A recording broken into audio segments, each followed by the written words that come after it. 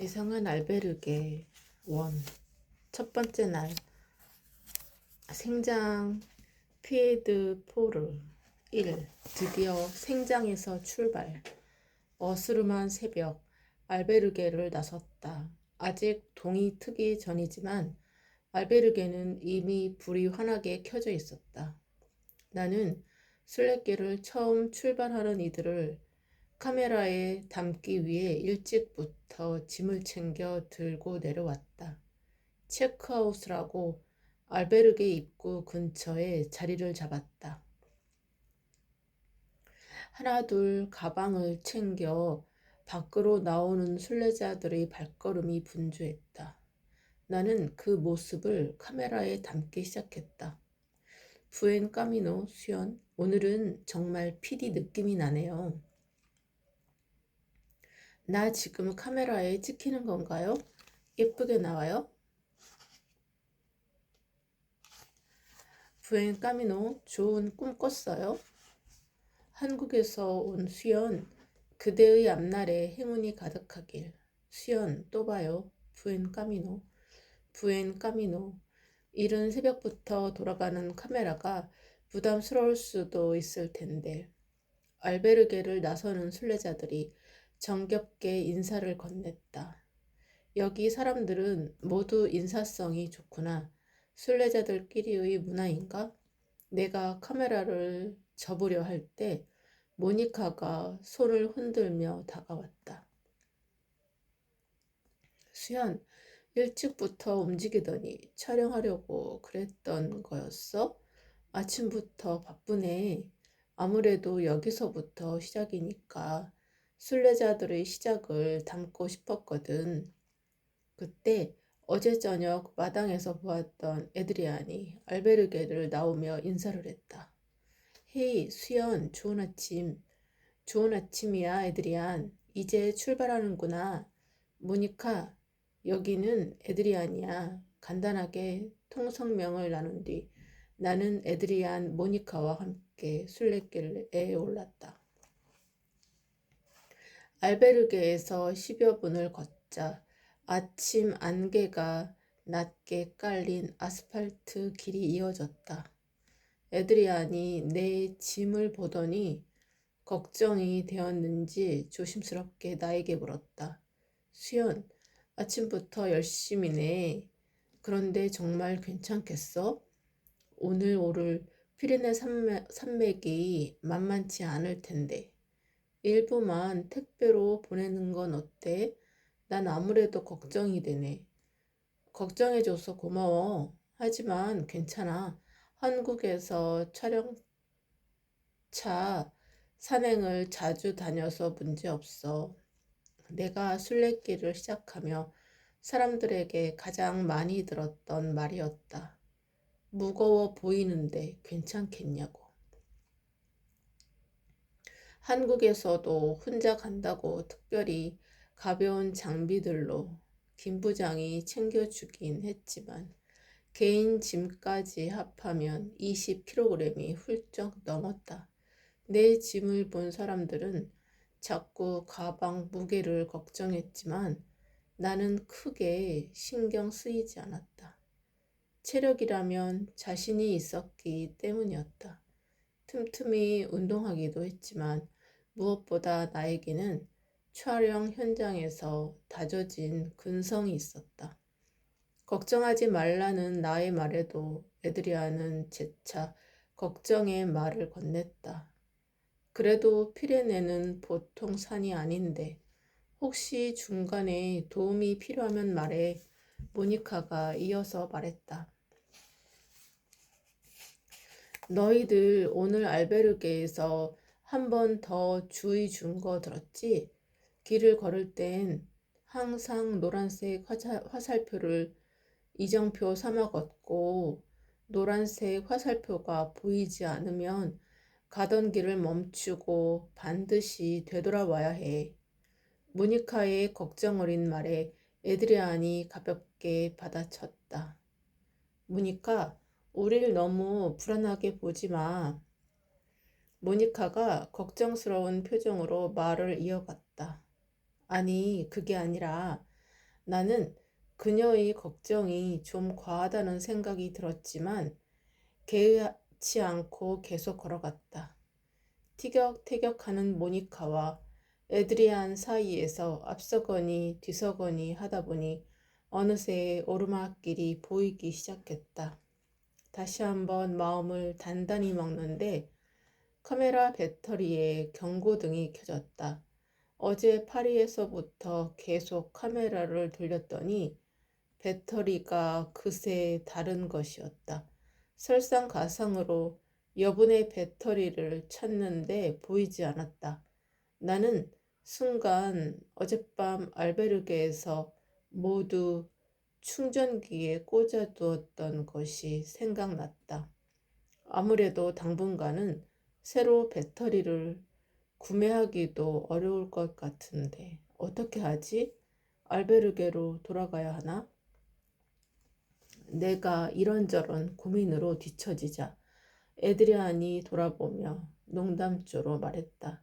수연, 벌써 뒤처지면 어떡해? 내가 짐 좀 들어줄까? 아니, 그게 아니라 나 알베르게로 돌아가야 할 것 같아. 배터리를 두고 왔거든. 취재하려면 카메라가 제대로 돌아가야 하는데 그러려면 배터리 여유분이 꼭 필요해. 모니카가 걱정스러운 표정으로 말렸다. 짐도 많은데 그냥 가면 안 돼? 배터리는 중간에 다시 구해도 되잖아. 에드리안도 진지한 표정으로 말했다. 그래, 모니카 말대로 하는 게 어때? 아무리 산을 잘 타는 사람도 피레네를 혼자 넘는 건 위험하다고. 하지만 나는 이미 돌아가기로 마음먹었기 때문에 그들을 안심시키며 말했다. 이래봬도 내가 알프스 산맥의 최고봉 몽블랑에도 취재에 다녀온 베테랑이야. 걱정하지 말고 너희들 먼저 가고 있어. 내가 금세 따라잡을 테니까. 내가 극구 돌아가겠다고 하자 모니카는 포기한 듯 말을 이었다. 우리 말을 들을 것 같지가 않네. 알았어. 조심히 다녀와. 최대한 천천히 가고 있을 테니. 나는 둘에게 걱정하지 말라며 빙긋 웃어 보이고는 서둘러 알베르게 방향으로 내려갔다. 다행히도 배터리는 내가 충전하기 위해 꽂아둔 그대로 있었다. 배터리를 얼른 챙겨 가방에 집어넣은 나는 가쁜 숨을 진정시킬 새도 없이 다시 출발하여 피레네 산맥을 오르기 시작했다. 에드리안, 모니카와 헤어졌던 지점으로 다시 돌아오자 피레네를 혼자 넘는 것은 위험하다던 에드리안의 말이 생각났다. 뭐 별일 있겠어? 이 길을 따라 빨리 가면 되잖아. 나는 스스로를 다독이고는 먼저 간 두 사람을 생각하며 발걸음을 더욱 재촉했다. 어느덧 해가 떠오르고 안개가 걷히며 새로운 풍경이 펼쳐졌다. 길 옆으로 펼쳐진 넓은 언덕의 풍경은 정말 멋졌다. 갈 길이 바빴지만 그냥 스쳐 지나가기에는 아쉬운 풍경이었다. 나는 카메라를 꺼내 촬영하기 시작했다. 이야, 정말 멋진 풍경이다. 촬영을 마친 뒤 한참을 걸으니 갈림길이 나왔다. 한쪽은 아스팔트가 깔려 있었고 한쪽은 포장되지 않은 산길이었다. 주위에는 아무런 표지판도 보이지 않았다.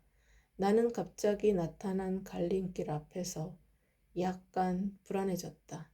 잠시 고민하던 나는 산길로 발걸음을 옮겼다.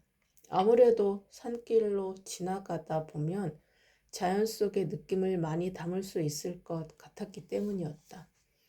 주변 풍경을 카메라에 담으며 한참을 걷다가 물을 마시기 위해 잠시 멈추었다. 그때 문득 이상한 기분이 들었다. 당연히 보여야 할 순례자가 한 명도 보이지 않았던 것이다. 두둥 두둥 두둥.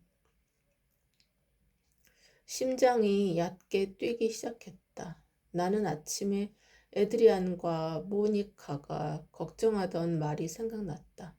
아무리 산을 잘 타는 사람도 피레네를 혼자 넘는 건 위험해.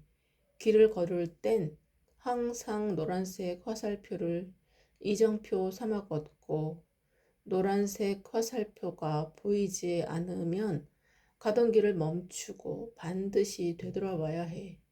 나는 잠시 고민을 했지만 발걸음을 멈추지는 않았다. 그냥 누가 올 때까지 기다릴까? 아니야, 빨리 가서 합류하는 게 나아.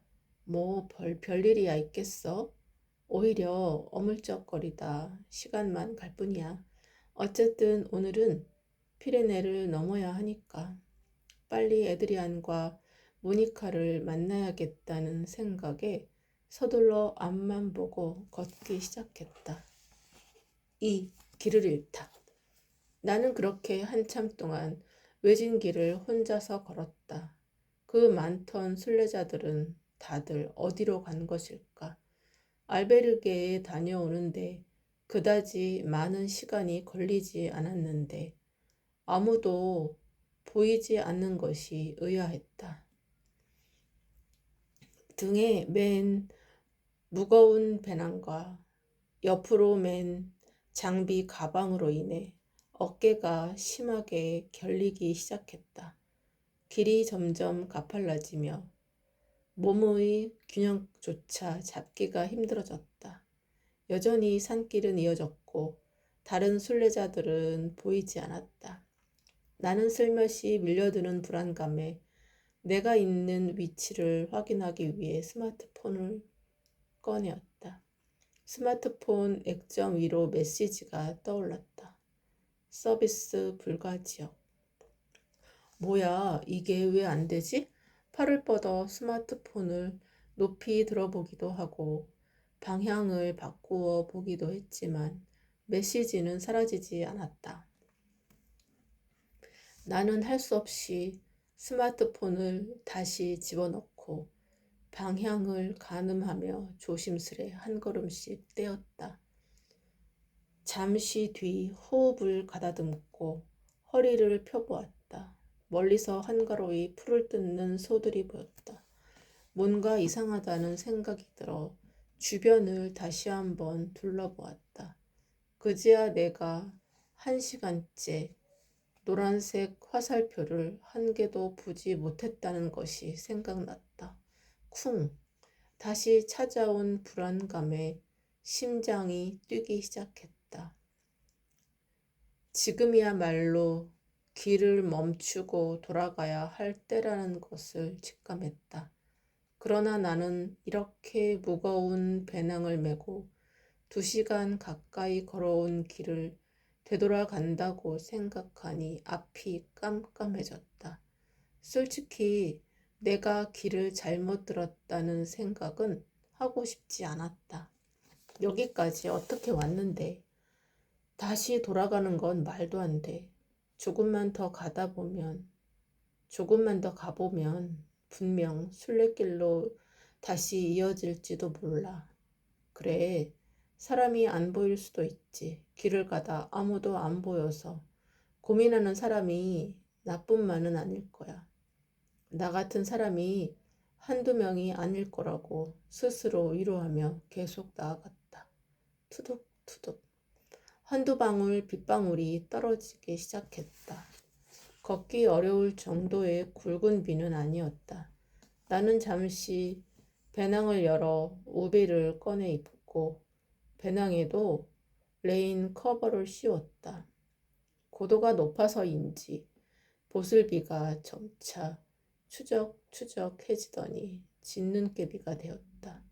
진눈깨비는 어느새 얕은 눈발로 변해 앞으로 내딛는 발걸음에 얕은 눈이 밟히기 시작했다.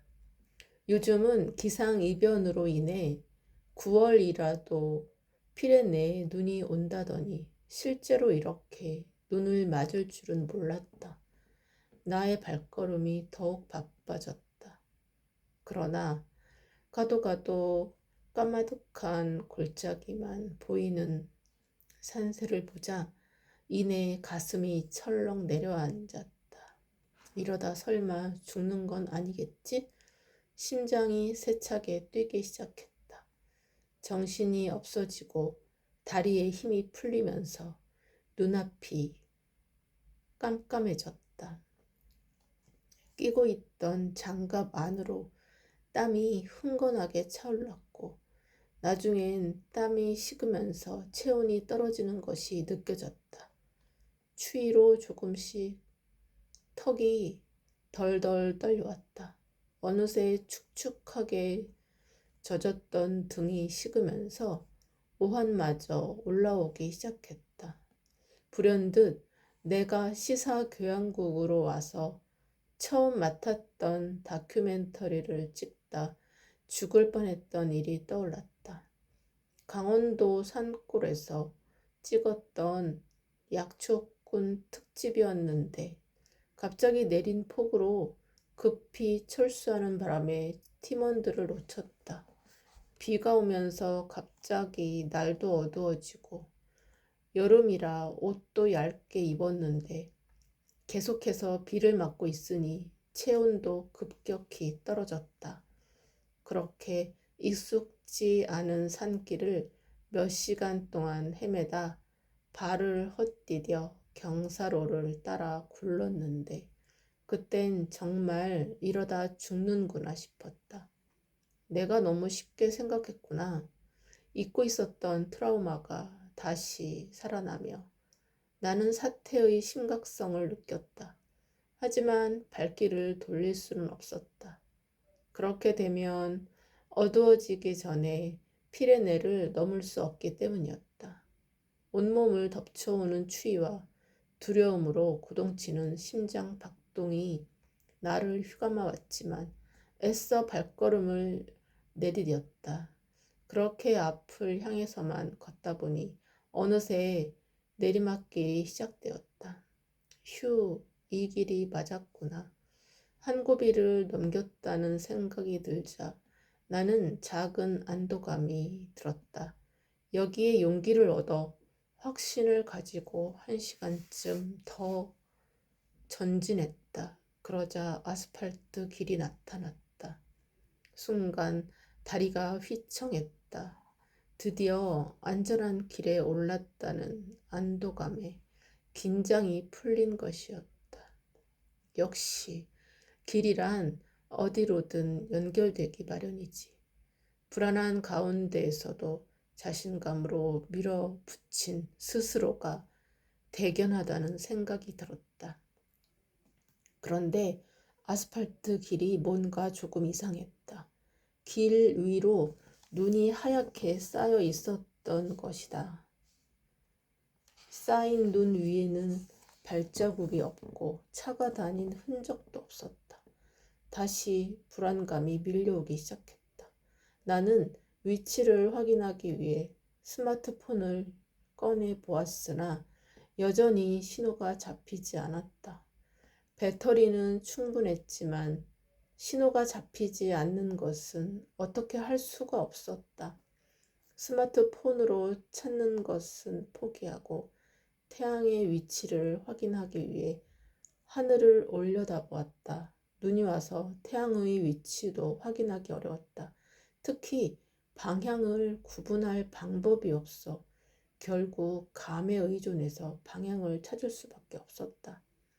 나는 눈이 쌓인 새하얀 아스팔트 위에 발자국을 남기며 길을 따라 계속 걸었다.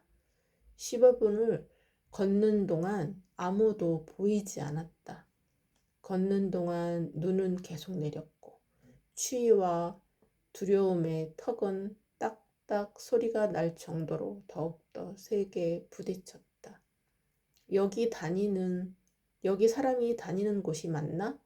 눈길에 사망한 순례자들도 종종 있다고 하던데 생장의 사무소에서 봉사자가 했던 이야기와 출발하기 전 찾아보았던 기사 내용이 이제야 떠올랐다. 급작스러운 기후변화로 인해 피레네에서 조난을 당하거나 사망하는 순례자들이 종종 있다고 하는 뉴스 말이다. 설마 내가 조난을 당해서 사망하는 순례자가 되는 건 아니겠지? 불안감이 가중되며 그 순례자가 내가 아니라는 보장도 없다는 생각이 들었다.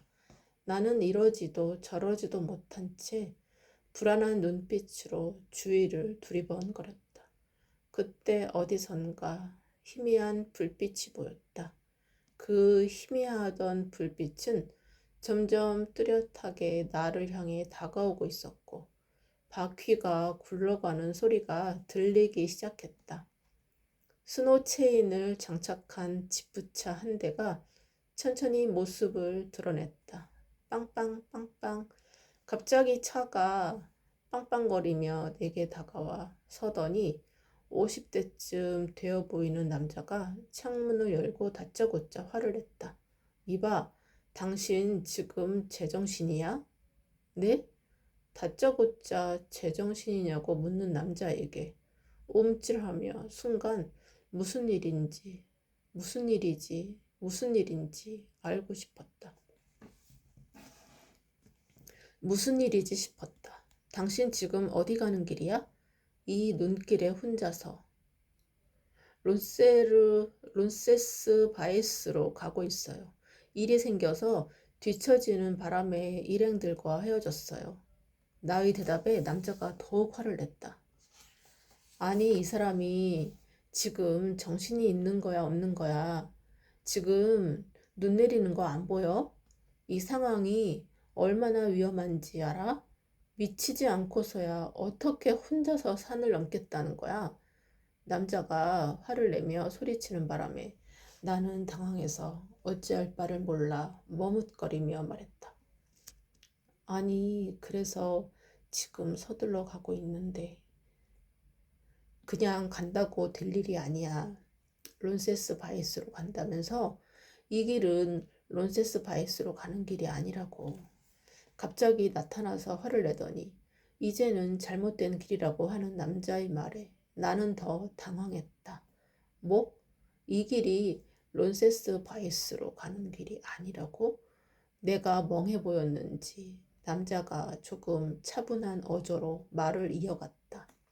너무 화를 내서 미안한데 여긴 정말 위험한 데라서 그런 거야. 얼마 전에도 갑자기 내린 폭설에 조난되었던 영국인 순례자들이 사흘 만에 구조되는 일이 있었다고. 아직도 사경을 헤매고 있다고 하던데 요즘 여기는 이상 기후인가 뭔가로 날씨 변화가 너무 심해서 언제 무슨 일이 있을지 모른다고. 지금 생장으로 나가는 길인데 자네를 발견한 거야. 나도 지금 마지막으로 나오는 길이라 내 뒤에는 자네를 발견해줄 사람이 이젠 없어. 등줄기가 서늘해졌다. 남자의 말이 계속 이어졌다. 이대로 계속 간다면 당신은 죽을 수도 있었어. 나를 만난 걸 다행으로 알아. 빨리 차에 타. 눈이 더 내리기 시작하면 쌓이는 건 금방이야. 여기는 지대가 높아서 눈이 어느 정도 쌓이면 차가 오르지를 않아. 아무리 구조 요청을 해도 차가 오지 못하기 때문에 헛수고야. 고립된단 말이야. 지금 보니까 한참 헤맨 것 같은데 조금 있으면 체온도 금방 떨어질 거야. 얼른 타. 생장까지 태워다 줄게. 위험천만한 길이라는 말에 나는 얼른 남자의 지프차에 올라탔다. 남자의 당부와 충고가 거듭되었다. 진짜 죽을 뻔했다니. 게다가 지금껏 걸어온 이 길이 잘못된 길이었다니. 말도 안 돼. 달리는 차 안에서 피레네 산맥의 걸어온 길을 떠올려 보니 내가 정말 죽을 뻔했다는 사실이 실감났다.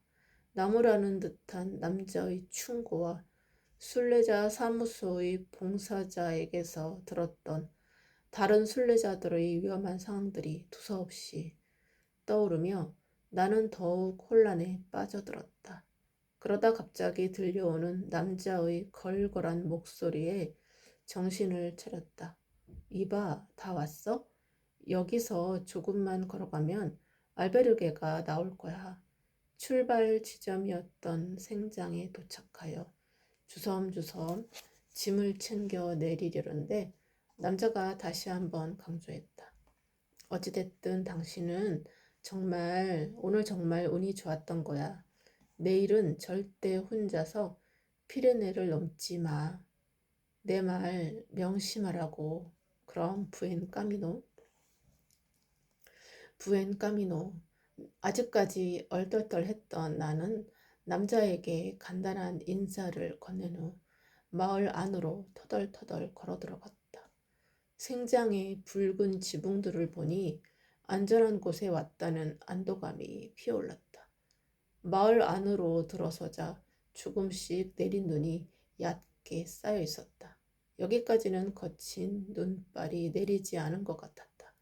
아직 날이 밝았지만 나의 몸과 마음은 천근만근으로 며칠은 쉬지 않고 걸은 듯했다.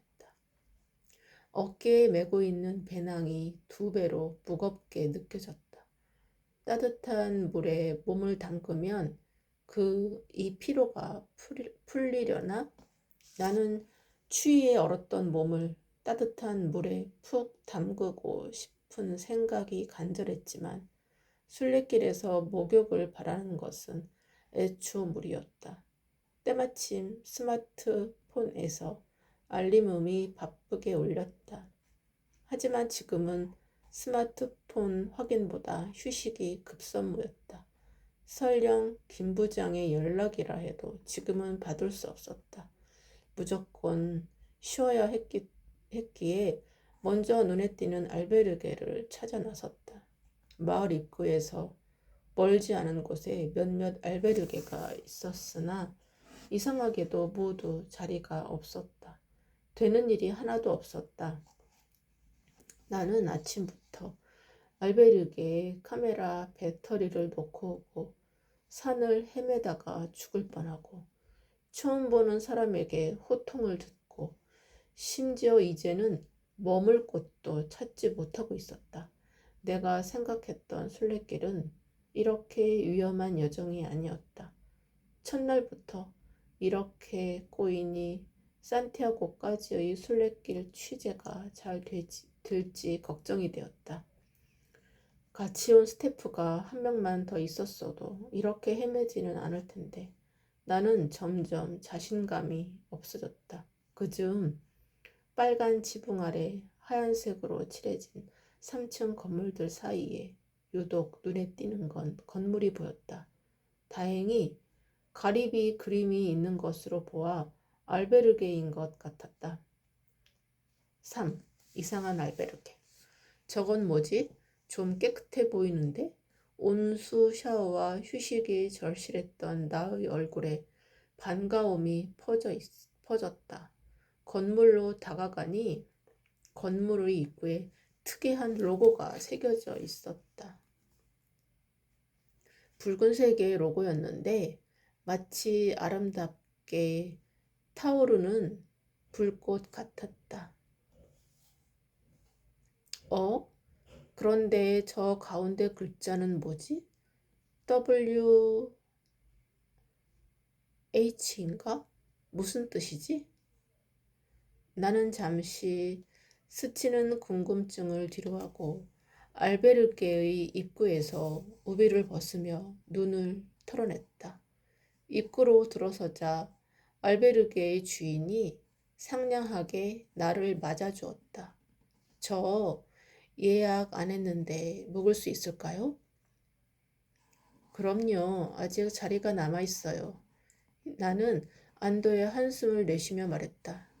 휴, 다행이네요. 제가 오늘 피레네에서 길을 잃고 헤매다가 죽을 뻔했거든요.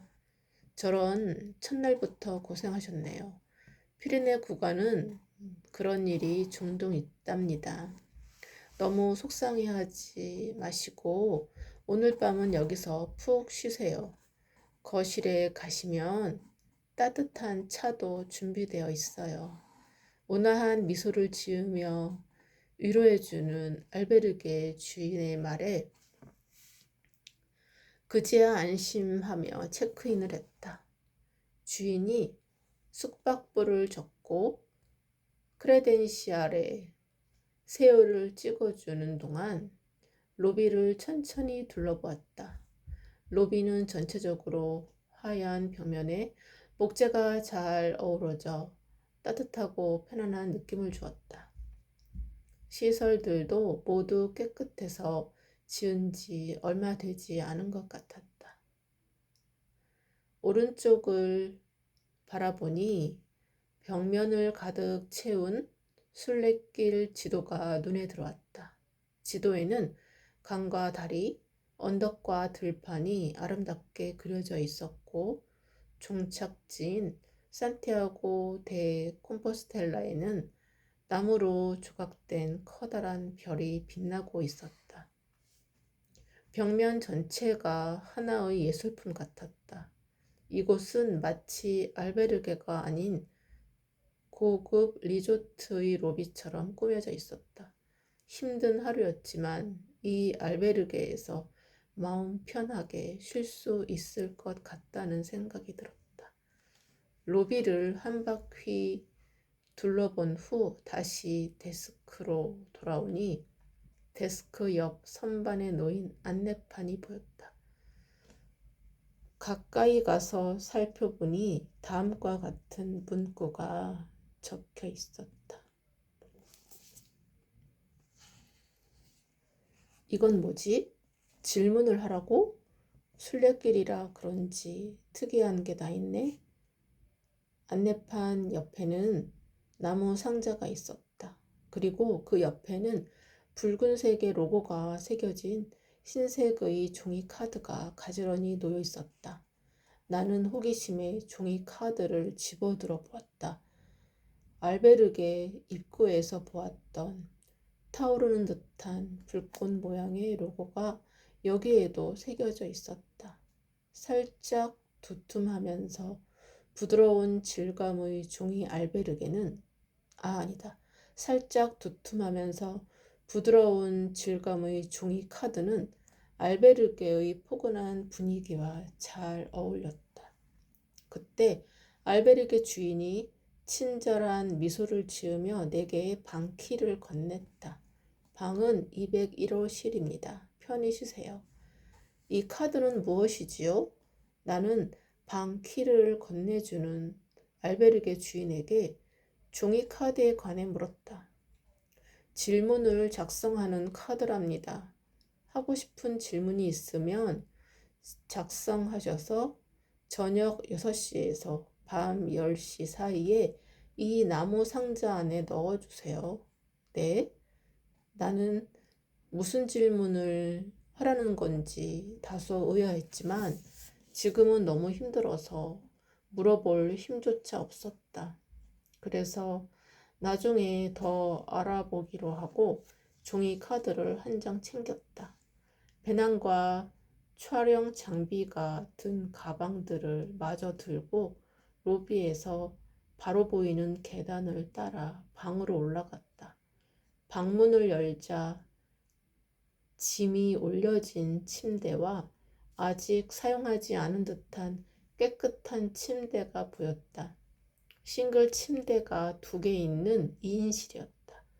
방문 옆으로는 짐을 놓을 수 있게 락커가 놓여 있었다. 비어있는 칸에 배낭과 가방들을 내려놓고 침대에 가서 걸터 앉았다.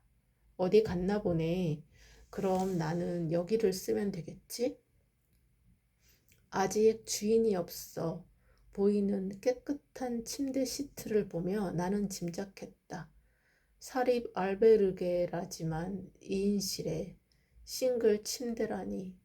이런 공간이면 촬영 장비를 정비하고 자료 작업하기에 좋겠는데? 순례길에서는 많은 사람들과 방을 함께 사용하기에 촬영 장비를 누가 손댈까? 주위 사람들에게 불편을 끼치지 않을까 염려했는데 오늘은 그런 걱정은 하지 않아도 될 것 같았다. 온종일 산에서 헤맸더니 피로가 한꺼번에 몰려왔다. 나는 몸을 따뜻한 물에 씻고 싶었지만 다리가 좀처럼 떨어지지 않았다. 앉은 채 옆으로 쓰러져 이내 잠에 빠져들었다. 부스럭부스럭. 누군가 움직이는 소리에 나는 잠에서 깼다. 잘 떠지지 않는 눈꺼풀 사이로 어떤 형체가 어른거렸다. 아직 만나지 못한 반대편 침대의 주인이 뭔가 하고 있는 것 같았다. 곧이어 문이 닫히는 소리가 들렸다. 나는 다시 잠에 빠져들었다. 슬며시 눈을 떠 시계를 보니 어느새 2시간이 훌쩍 지나 있었다. 정말 푹 잤네. 아이고 허리야. 나는 허리를 두드리며 자리에서 일어났다. 씻지도 않고 잤더니 찝찝해. 샤워를 했다.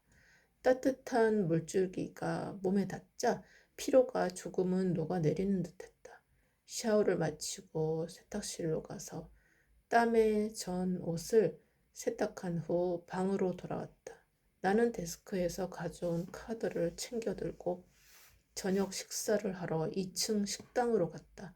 식사하면서 만나게 되는 이에게 이 카드가 뭔지 물어볼 작정이었다.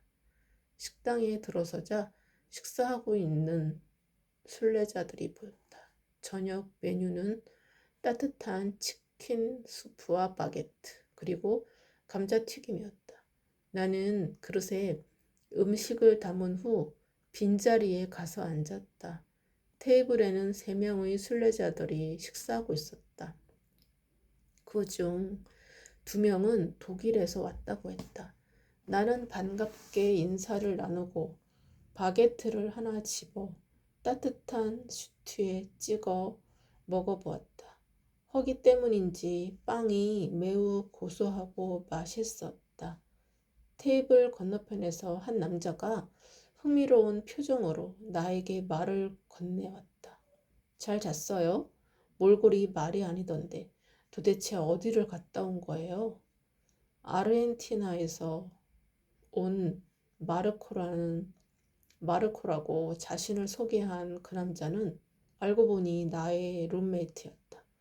아, 오늘 길을 잘못 들어서 피레네에서 몇 시간을 헤맸어요.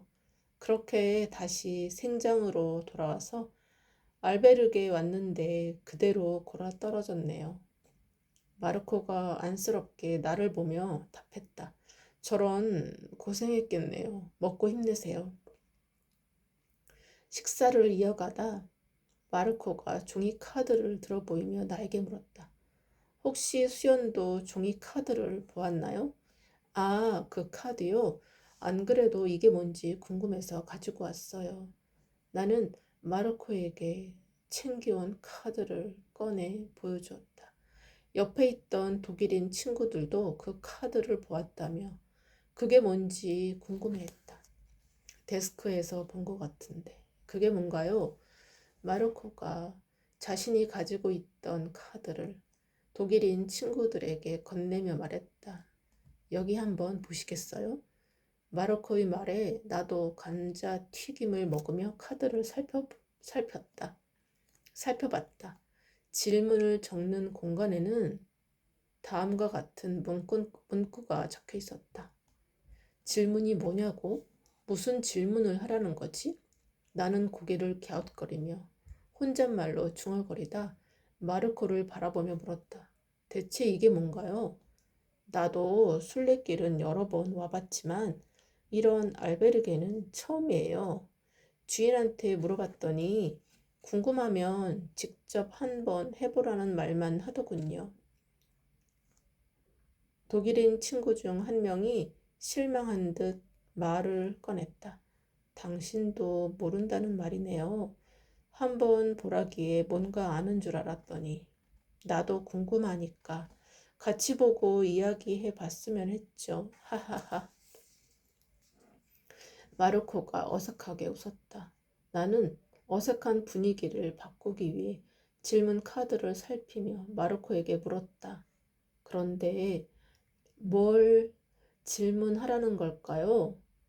순례자 숙소니까 순례길에 대해 모르는 것이 있으면 물어보라는 걸까요? 글쎄요, 그것도 질문이 될 수는 있겠죠.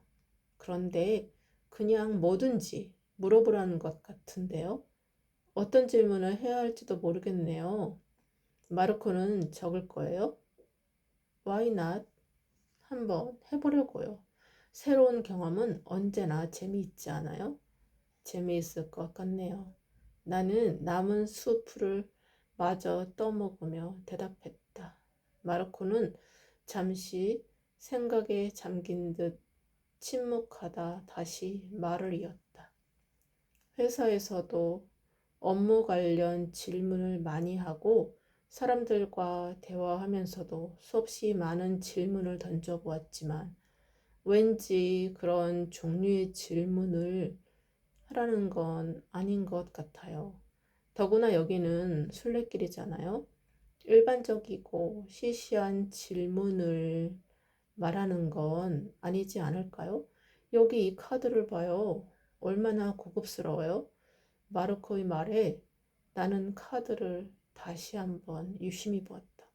그의 말대로 이 카드는 누군가 세심하게 심혈을 기울여 만든 듯했고 로고는 특별해 보였다. 독일인 친구들도 질문 작성에 흥미가 생긴 듯했다. 우리도 저녁을 먹고 무엇을 물어볼지 한번 생각해 봐야겠어요. 마르코 말처럼 해본다고 손해볼 것도 없는데 싶어서 나도 질문을 적어보기로 했다. 나중에 나도 한번 적어봐야겠네요. 어떤 질문을 해볼까 생각하려는데 먼저 방으로 가야겠다고 마르코가 자리를 일어섰다. 나도 식사를 마친 터라 마르코에게 인사하고는 식당 한쪽에 마련된 커피 스테이션에서 따뜻한 커피 한 잔을 가지고 자리로 돌아왔다. 나는 질문 카드를 꺼내려다 갑자기 마을에 들어서고 울렸던 스마트폰 알림이 생각났다. 확인해보니 모니카와 에드리안으로부터 페이스북 메시지가 도착해 있었다. 뒤따라갔던 내가 도착하지 않자 걱정한 것 같았다. 페이스북 메시지 from 에드리안. 수연, 어떻게 된 거야? 우린 론세스 바이스에 있어. 연락해. from 모니카. 수연, 배터리 찾았어? 안 와서 걱정하고 있어. 확인하는 대로 연락 줘. to 에드리안 모니카. 미안, 중간에 길을 잃어서 헤매다가 생장으로 다시 돌아왔어. 무사하니 걱정하지 마. 취재 때문에 당분간 속도를 빨리 못 낼지도 모르지만 중간에 만날 수 있으면 만나자. 건강하고 부엔 까미노. 프롬 모니카. 다행이다. 푹 쉬고 내일은 꼭 다른 사람들이랑 같이 피레네를 넘어. 프롬 에드리안. 뭐? 생장으로 돌아가? 모니카 말처럼 내일은 혼자 넘지 말고 조심해. 기회가 되면 만나자. 투 에드리안, 모니카. 그래, 고맙다. 또 보자. 둘에게 답장을 보내다 보니 오늘 하루가 다시 떠올랐다. 오늘은 정말 큰일 날 뻔했다.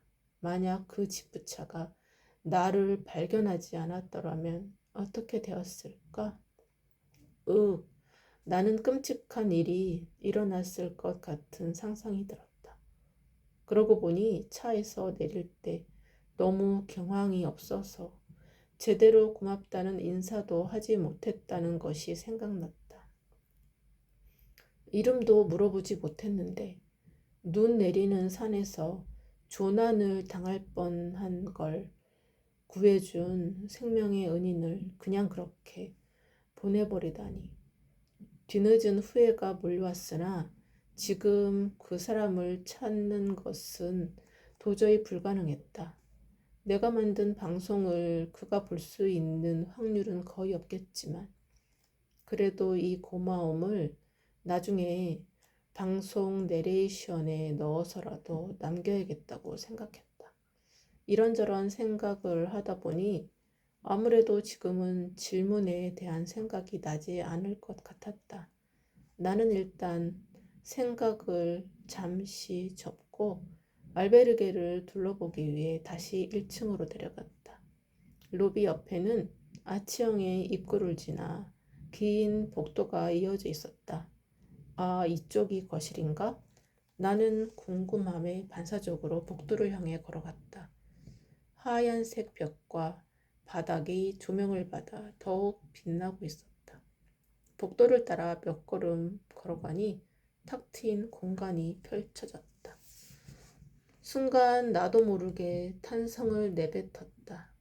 천장은 3층까지 시원하게 뚫려 있었고 리듬 체조 선수가 리본을 돌려 원을 그린 듯한 모양의 샹들리에가 중앙에서 길게 내려와 있었다. 거기에서 반사되는 빛이 거실을 가득 채우고 있었다. 거실의 한쪽 벽면 자체는 통유리창으로 되어 있어 바깥 풍경들이 잘 보였다. 이 정도라면 숙박 비용도 꽤 비쌀 것 같은데 사립 알베르게와 비슷한 금액이라 신기했다. 어떻게 이런 곳이 순례자들에게 알려지지 않았지? 순례자 길에 대해 자료를 조사해 볼 때도 이런 곳이 있다는 리뷰를 전혀 보지 못했는데 덕분에 오늘 여기에 묵을 수 있어 다행이야. 나중에 이 알베르게가 순례자들에게 알려지게 되면 아마도 하늘의 별 따기처럼 숙박하기가 어려워질 것 같았다. 넓은 거실 곳곳에는 초록색 잎의 관상용 화분이 놓여 있어 공간에 생동감을 더하고 있었다. 그리고 거실 한가운데에는 10여 명은 함께 앉을 수 있을 듯한 큰 화이트 테이블이 있었다. 테이블을 앞에 두고 몇몇 순례자들이 차를 마시며 대화를 나누고 있었다. 또 다른 몇몇은 질문 카드를 들고 있었는데 그 중에는 질문 카드에 뭔가를 열심히 쓰고 있는 이들도 있었다. 오랜 역사를 고이 간직한 이 마을에서 현대적이고 세련된 감각이 숨쉬는 알베르게에 있으니 묘한 기분이 들었다. 나는 거실 한편에 마련된 커피 스테이션에서 커피를 한 잔 내려 테이블로 향했다. 저녁 식사 때 함께했던 독일에서 온 친구 2명이 이야기에 열중하고 있었다. 그들 중 한 명과 눈이 마주쳤다. 눈 인사를 하고는 그들과 조금 떨어진 곳에 앉아서 커피를 마셨다. 깊고 진한 향이 공간의 특별함과 더해져 편안함을 주었다. 나는 커피를 한 모금 더 마시고는 질문 카드를 꺼냈다. 질문 카드에는 이름과 국적을 적는 곳이 있었고 그 아래에는 질문을 적는 공간이 있었다. 이름을 쓰라고? 어떤 이름을 써야 하지? 여권 이름을 쓰면 되나? 나는 질문도 작성하기 전에 새로운 난관에 봉착했다. 이름을 쓰는 건 별로 어려운 일이 아니었지만 이상하게 고민이 되었다. 결국 나는 여권의 이름을 그대로 쓰기로 했다. 이름을 적고 카드를 다시 한번 살펴보았다. 저녁 식사 때 한번 보았던 문구이기는 하지만 막상 질문을 쓰려고 마음 먹고 듣고 보니 새롭게 다가왔다. 무엇이든지 물어보라고? 어떤 걸 물어볼까? 어떤 걸 물어봐야 하는지부터 질문해야 하는 거 아닌가? 오늘은 왜 이렇게 의문투성인지. 막상 질문을 쓰려고 하니 뭘 적어야 할지 막막했다. 커피를 마시며 생각을 정리하는데 여기저기서 다른 순례자들의 말소리가 들려왔다. 어떤 사람이 답을 해주는 걸까? 나 오늘 오리송으로 가려다 갑자기 눈이 오는 바람에 하루 더 묵게 됐잖아. 요즘 날씨가 왜 이런지 모르겠어. 맞은편에서 또 다른 커플의 소리가 들렸다. 와, 이 카드 정말 특이하네. 무엇이든 물어보라고? 도대체 이 알베르게는 뭐 하는 곳이지? 유명한 점성술사가 여기에 있는 거 아니야? 점성술사? 순례길에 점성술사라니 너무한 거 아니야? 알았어. 말이 그렇다는 거지. 그러면 뭘 적으면 좋을까? 이제 순례길의 시작이니까 우리가 산티아고까지 무사히 도착할 수 있을지 물어볼까? 당연히 무사히 도착해야지. 그리고 애초에 순례길은 자기가 답을 찾는 길이지 누구에게 묻는 길이 아니야. 이런 거 하지 말고 밖에 산책하러 가자. 이야기를 나누던 남녀가 자리에서 일어나 내 옆을 스쳐 지나갔다. 그때 조금 전 저녁 식사를 함께한 독일인 친구 중 한 명의 목소리가 들렸다. 너무 고민하지 말고 그냥 가볍게 물어보자. 벌써 커피 다 식어버렸잖아. 빨리 써. 넌 벌써 다 쓴 거야? 난 뭘 써야 할지 잘 모르겠어. 아,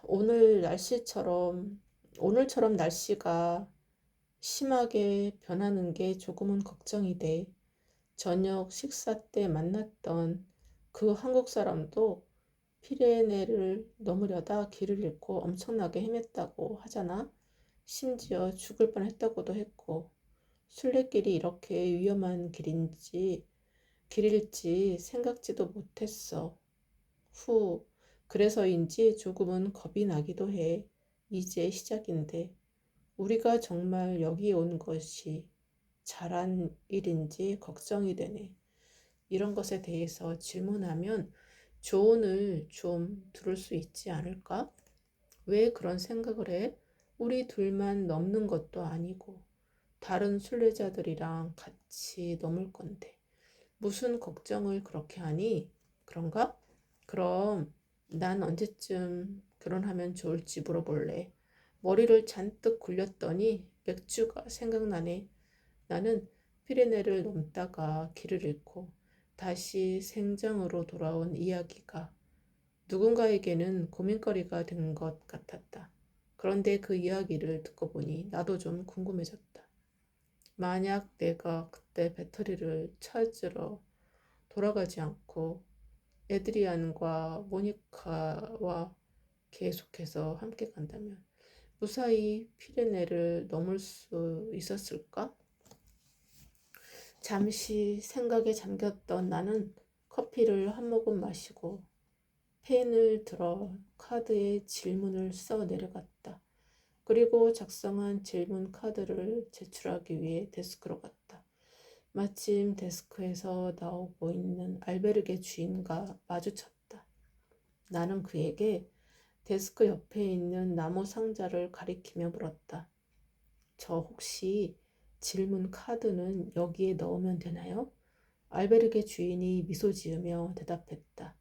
네, 여기 상자에 넣으시면 됩니다. 그럼 답장은 언제 받을 수 있나요? 다음 날 아침 6시부터 체크아웃 전까지 받으실 수 있습니다. 친절한 그의 말을 듣고 데스크 옆에 놓여 있던 상자에 질문 카드를 넣었다. 그런데 답장은 어디서 받지? 궁금한 것을 물어보려고 돌아서는데 알베르게 주인은 이미 복도 끝에 가 있었다. 조금 전에 아침 6시부터 체크아웃 전까지라고 했던가? 그러면 내일 아침에 여기에 와서 받으면 되는 건가?